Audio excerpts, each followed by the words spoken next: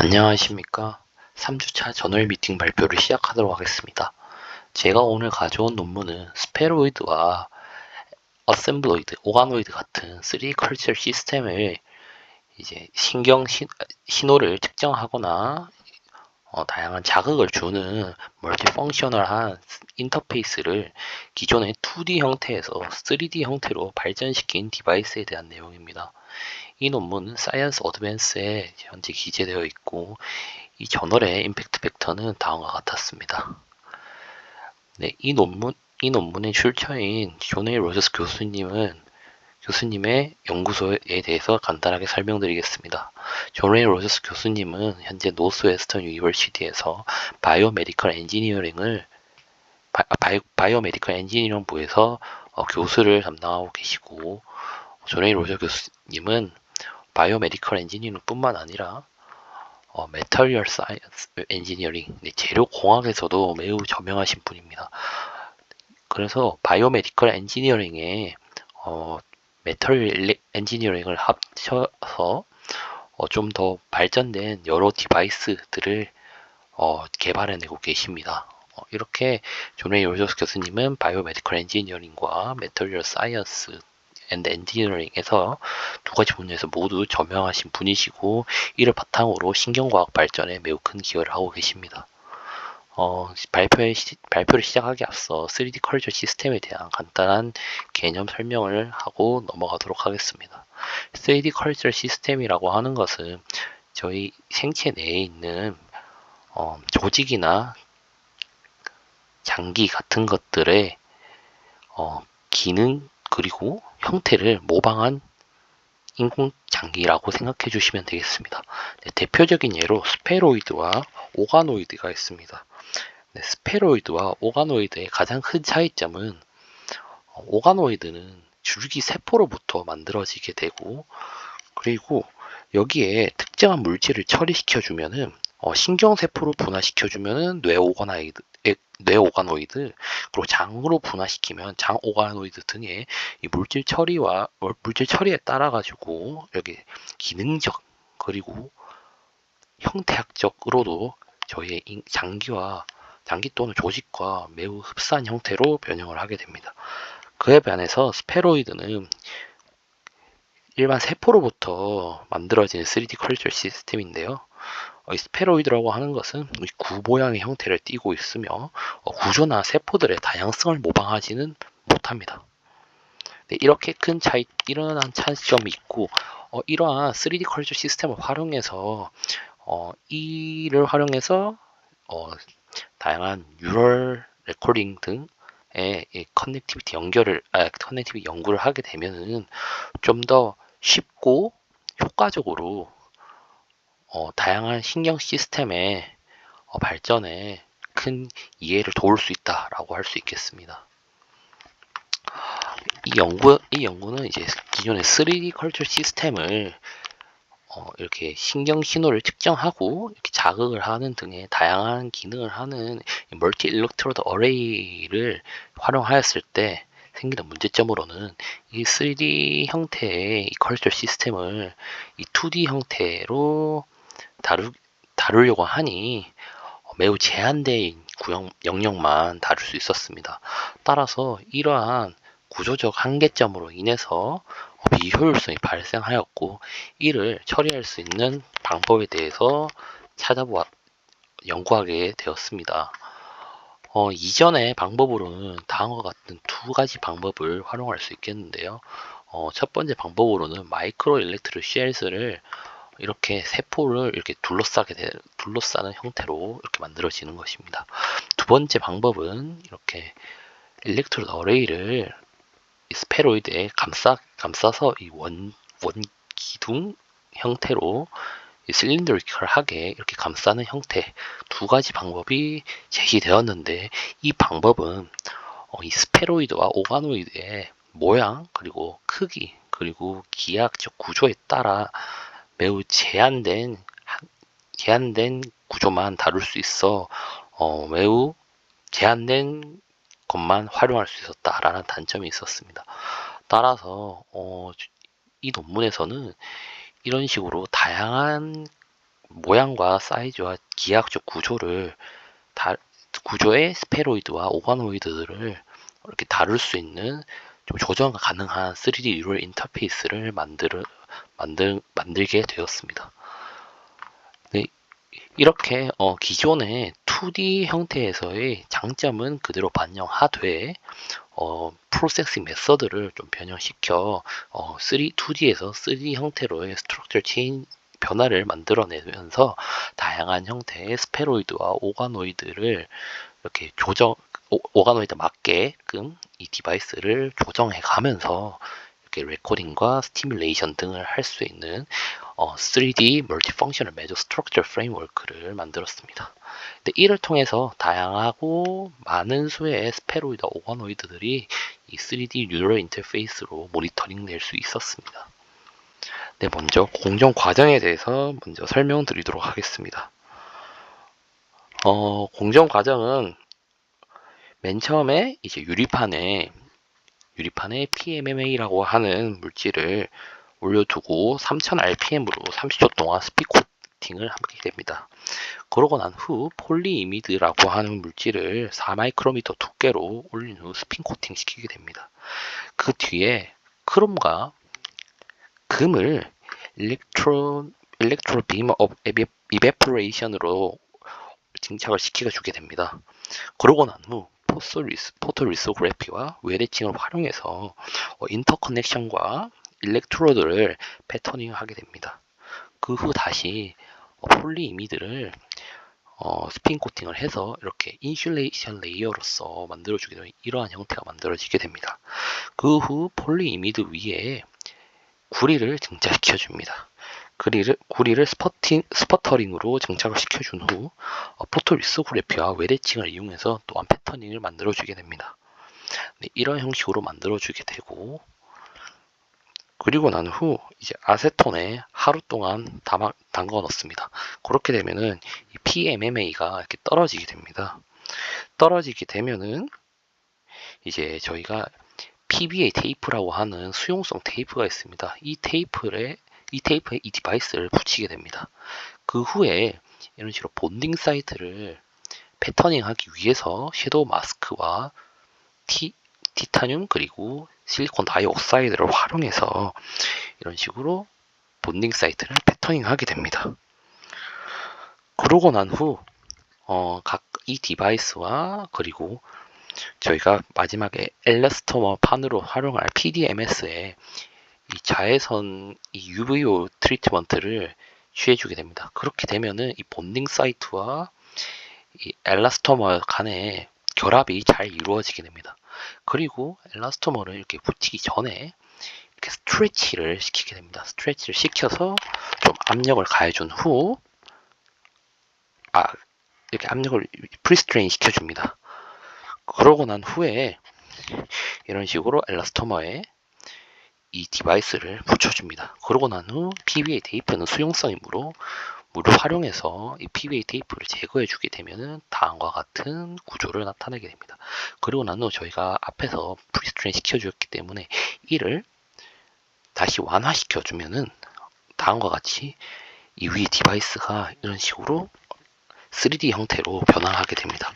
네, 이 원리를 활용해서 이 논문에서는 디바이스의 스페로이드와 오가노이드의 다양한 형태에 따라 이런 식으로 변형을 그에 맞게끔 이 디바이스를 변형할 수 있게끔 만들었습니다.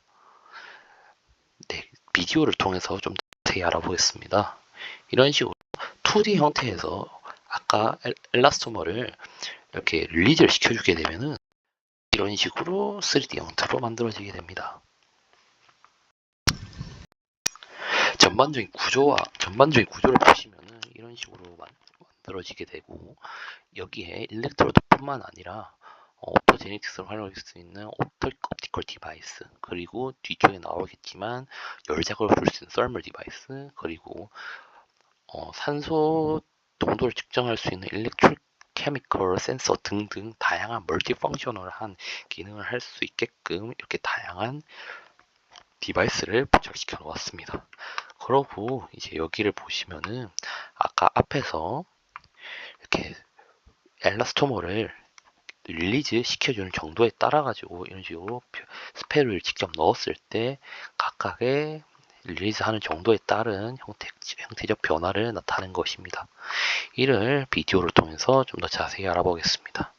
네, 이런 식으로 맨 처음에 압축되어 있는 것을 다시 풀어준 후 여기에 스페로이드를 삽입을 합니다.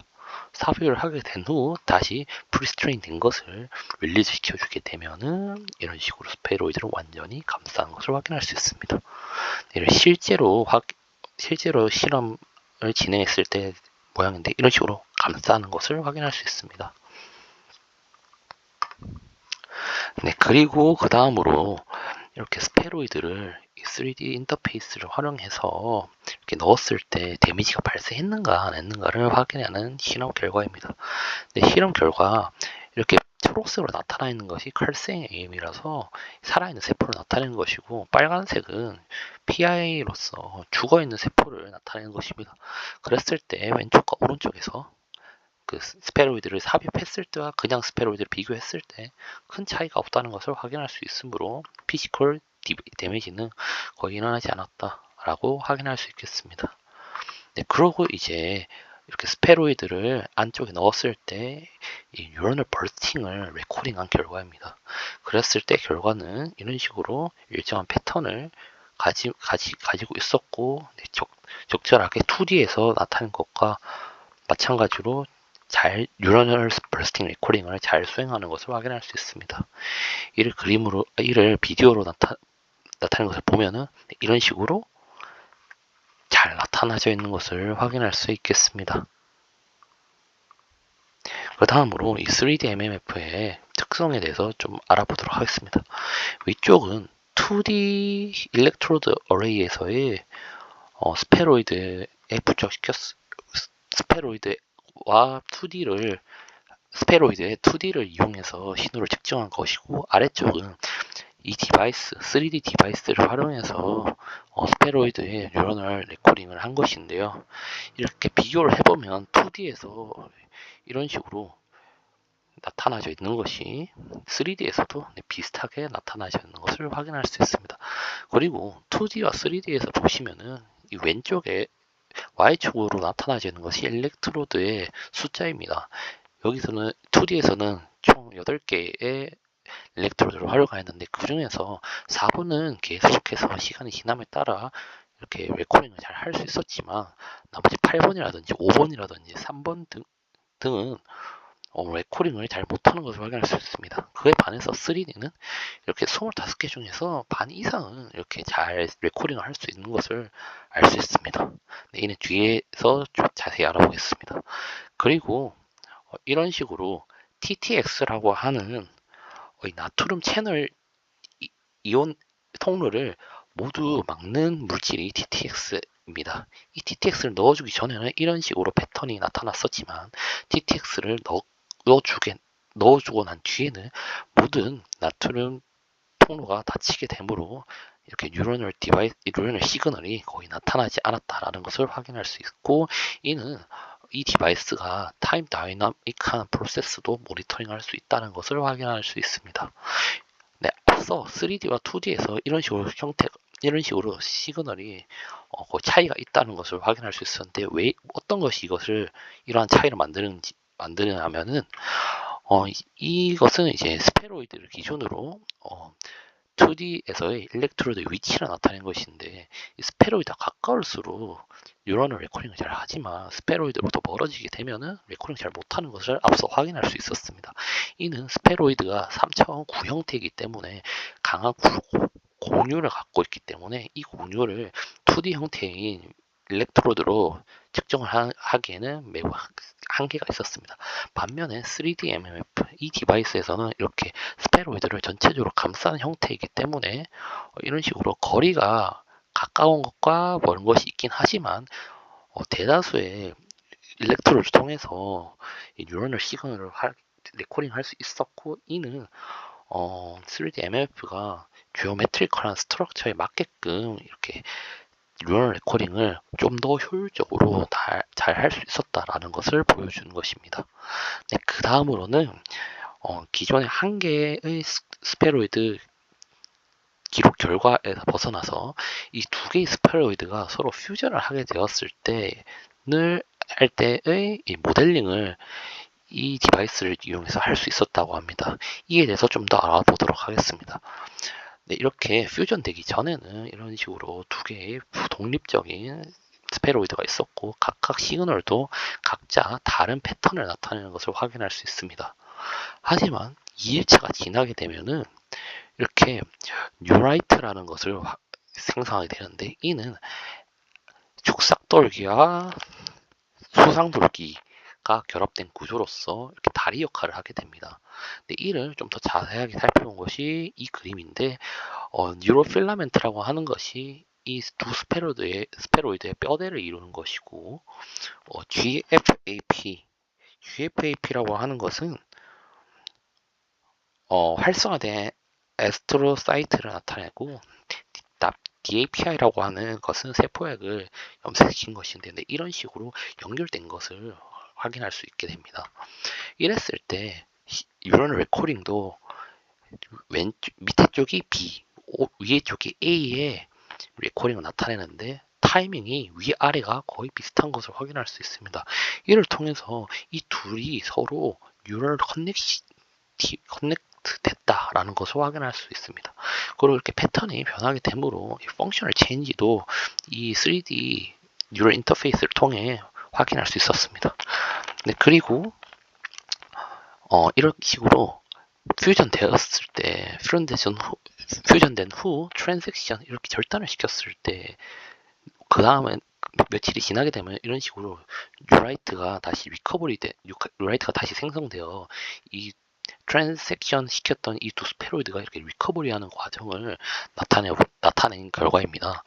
네, 기존에 패턴은 이런 식으로 나타났었는데, 트랜잭션 시켰을 때는 이런 식으로 위아래가 서로 동기화가 감소된 것을 완전히 없어지진 않았지만 많이 감소된 것을 확인할 수 있습니다. 하지만 이틀이 지나고 난 후 이 루라이트가 재생성되면서 회복 과정을 거치게 되면은 다음과 같이 싱크로나이제이션이 다시 증가한 것을 확인할 수 있습니다. 이를 통해서 뉴럴 리커버리 프로세스 또한 이 3D 인터페이스를 통해 모델링을 할 수 있었다라고 말할 수 있겠습니다. 그리고 아까 앞서 말씀드렸던 시그널 레코딩 제외하고 말고도 이렇게 다양한 스티뮬레이션을 할 수 있다라고 말씀드렸는데, 먼저 이 전기 신호를 5mm, 10mm, 50mm를 19번 일렉트로드에 가했을 때 각각의 신호의 그 일렉트로드에서의 신호 크기를 나타낸 것인데, 이 구를 보시면은 이렇게 X축 이쪽 방향으로 나타낸 것이 두 번째 결과이고, Y쪽으로 나타낸 것이 세 번째 결과이고, 여기 일렉트로드 기준으로 이 단면을 나타낸 것이 첫 번째 결과입니다. 그랬을 때 19번 자극 사이트로부터 가까울수록 이런 식으로 큰 신호를 띄지만 19번으로부터 멀리 떨어질수록 크기가 작아지는 것을 통해 이 3D MMF, 3D 뉴럴 인터페이스를 통해서 이 인비보 아닌 인비트로에서도 이 뇌의 정확한 뉴로 모듈레이션이 가능하다라는 것을 확인할 수 있습니다. 그리고 이제 이 마이크로 LED에 이렇게 LED를 활용해서 빛을 쏘아주었을 때 이 스페로이드에 이렇게 도달하는 빛의 세기에 따른 신호를 나타낸 것인데, 이런 식으로 가까운 부분에서는 큰 신호가 나타나지만 멀리 떨어져 있는 이쪽 부분 같은 경우에는 신호가 작게 나타난 것을 확인할 수 있고, 이를 통해서 옵토제네틱스 또한 옵토제네틱스를 활용해서도 이렇게 자극을 잘 줄 수 있구나를 확인할 수 있습니다. 그리고 마지막으로 Thermal Stimulation에 대한 내용입니다. 이 Thermal Stimulation은 아까 앞서 말씀드린 Thermal Device에서 Thermal Actuator에서 이런 식으로 열을 가해 주었을 때 이런 식으로 스페로이드의 단면에 따라서 온도가 이렇게 달라지게 됩니다. 근데 이를 좀 더 자세하게 마이크로스코프를 이용해서 포컬 이미지를 가져와 본 것인데요. 뉴로필라멘트가 이 스페로이드의 뼈대를 의미하는 것이고, 이 HSP라고 하는 물질이 있습니다.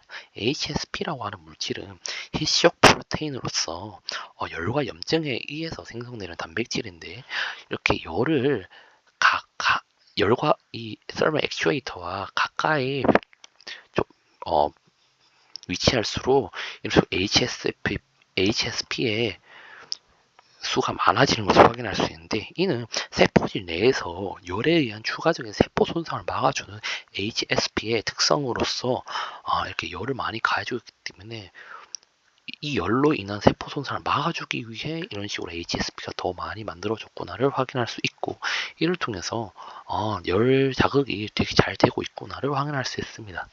그리고 원래 상태에서 이렇게 열을 가해 주었을 때 이 레코딩의 변화를 보시면은, 원래 이런 식으로 싱크로네이션 이런 패턴이 있었지만 열을 가해주게 되니까 이 패턴이 어, 매우 많이 변화하고 이렇게 불규칙하게 변화한 것을 확인할 수 있습니다. 그러고 열을 다시 이 썰머 액추에이터의 전원을 끈 후에 다시 리커버리 타임을 가져주게 되니, 이런 식으로 원래의 신호와 비슷하게 이런 식으로 패턴이 돌아오는 것을 확인할 수 있습니다.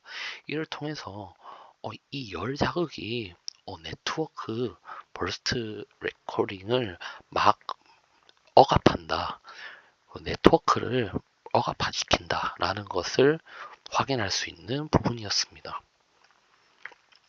네, 추가적으로 이제 3D MMA 이 뉴럴 인터페이스를 통해서 다양한 형태를 나타낼 수 있는 것을 이렇게 모식도로 보여준 것인데요. 이는 3개의 스페로이드를 이렇게 삼각형 모양으로서 담을 수 있다.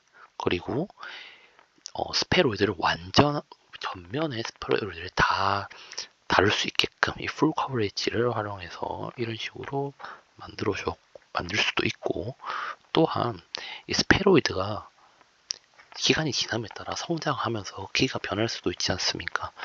이를 대비해서 이를 대비한 구조까지 이런 식으로 다양하게 만들 수도 있다라는 것을 보여주는 것이고, 또한 여기에서 이 2D 마이크로 일렉트로드 어레이를 나타낸 것인데, 이런 식으로 어레이 형태로 만든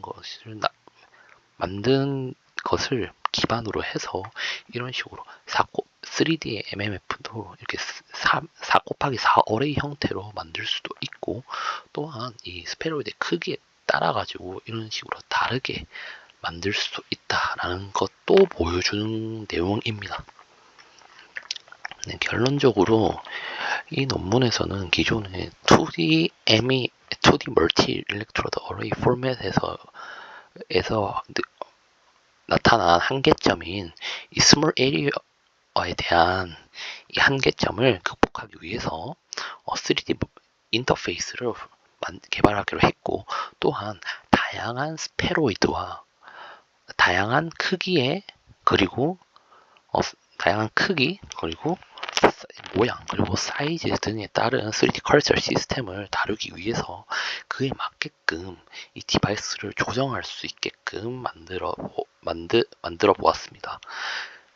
네, 그랬을 때 그렇게 만들어준 후 이에 대한 추가적인 실험까지 진행한 결과 2D 일렉트로드 어레이의 장점을 반영할 뿐만 아니라 2D에서 3D로 넘어갔을 때 발전된 형태까지 보여줌으로써 되게 유니크한 3D 뉴럴 인터페이스를 제공하지 않았나라는 라고 생각됩니다.